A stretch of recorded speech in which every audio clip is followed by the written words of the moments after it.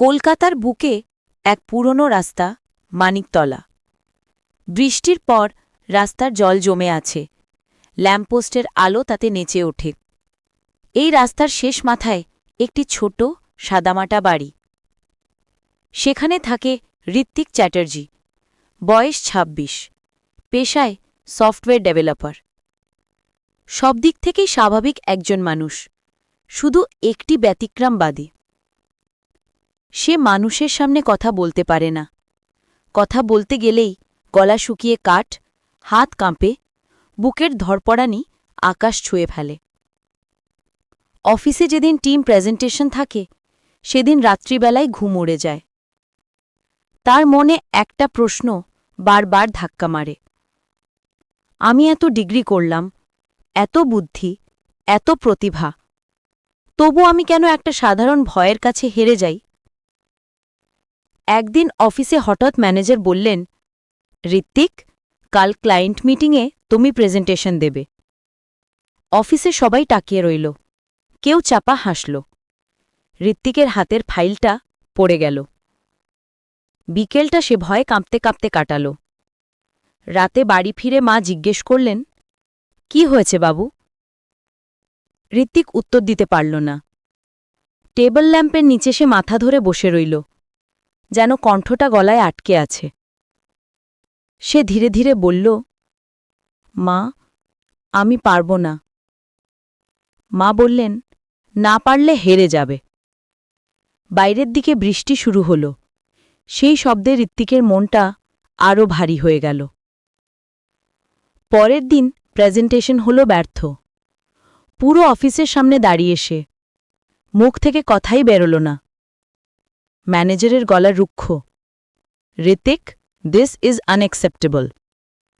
ঋত্বিক লিফটে ঢুকতেই পিছনে এক অচেনা কণ্ঠ, তোমার ভয়েরা তোমাকে খাচ্ছে, তুমি ওদের খুঁজে দেখো। ঋত্বিক তাকিয়ে দেখল এক অদ্ভুত মানুষ, বয়স প্রায় ৬৫, সাদা দাড়ি, শান্ত চোখ। লোকটি বলল, আমি সোমনাথ, আমি মানুষকে সাহায্য করি নিজের কণ্ঠ খুঁজে পেতে। ঋত্বিক হেসে বলল, আমি কণ্ঠ? ভুল মানুষ খুঁজেছেন। সোমনাথ মৃদু হাসলেন, ভুল করলে আমি, কিন্তু চেষ্টা না করলে তুমি। তার হাতে ছিল একটা পুরনো বই, মোলাটে লেখা, the art of public speaking, Dale Carnegie. তিনি বইটা ঋত্বিকের দিকে এগিয়ে দিলেন, শুরু করো, ভয়কে মারতে হলে জ্ঞান দিয়ে শুরু করতে হয়। ঋত্বিক বইটা নিল। এটা ছিল তার জীবনের সবচেয়ে গুরুত্বপূর্ণ মুহূর্ত, যদিও সে তখনও ব্যাপারটা বুঝতে পারেনি। ঋত্বিক বইটি পড়া শুরু করল। বইয়ের প্রথম লাইনেই লেখা, you become confident by doing the thing you fear. এই লাইনটা মাথায় বাজতে থাকল। ধীরে ধীরে সে এক অদ্ভুত চমৎকার জগতে ঢুকল, যেখানে ভয় নেই, আছে শুধু উন্নতির পথ। সোমনাথ তাকে প্রতিদিন ফোন করতেন, আজ কি করেছ?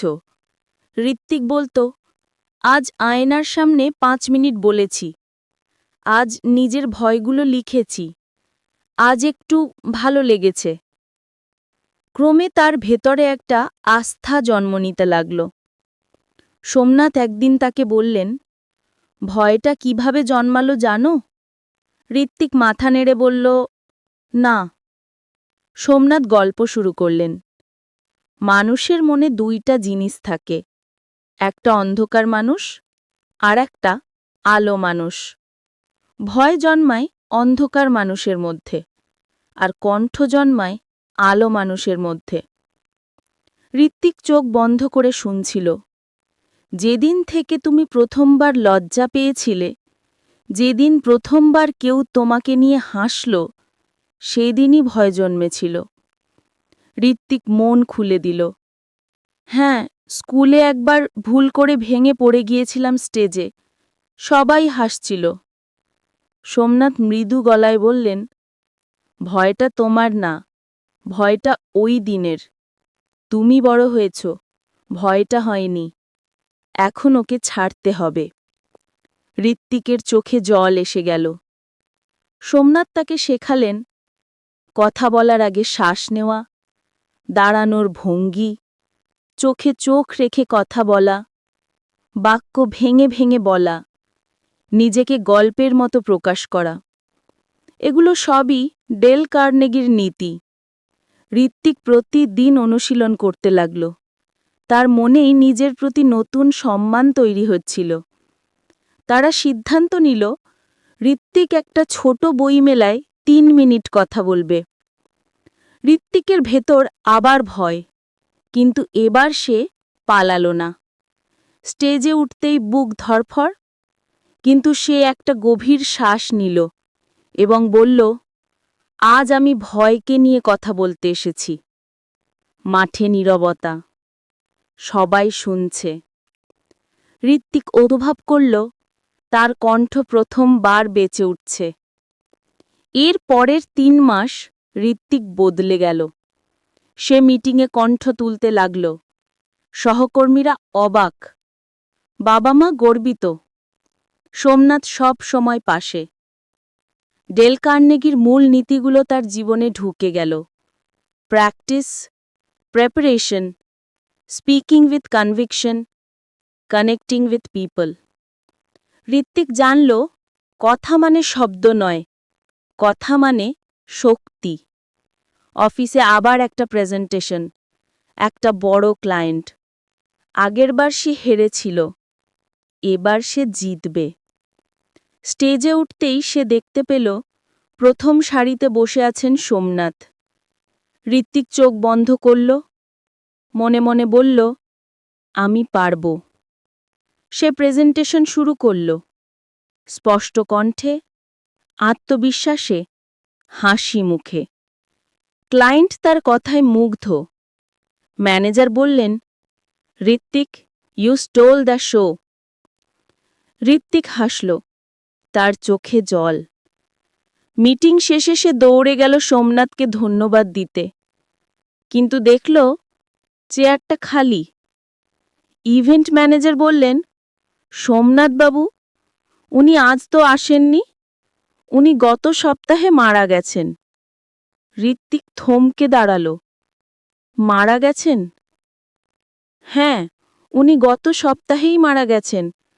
বইমেলায় তার শেষ লেকচার ছিল। ঋত্বিকের হাত কাঁপতে লাগল। বইমেলায়? যেদিন সে প্রথম মঞ্চে উঠেছিল? সেদিন তো তিনি সামনেই ছিলেন। তাহলে কে এলো আজ? কে বসেছিল প্রথম সারিতে? কে হাসছিল তার দিকে? ঋত্বিক আকাশের দিকে তাকাল।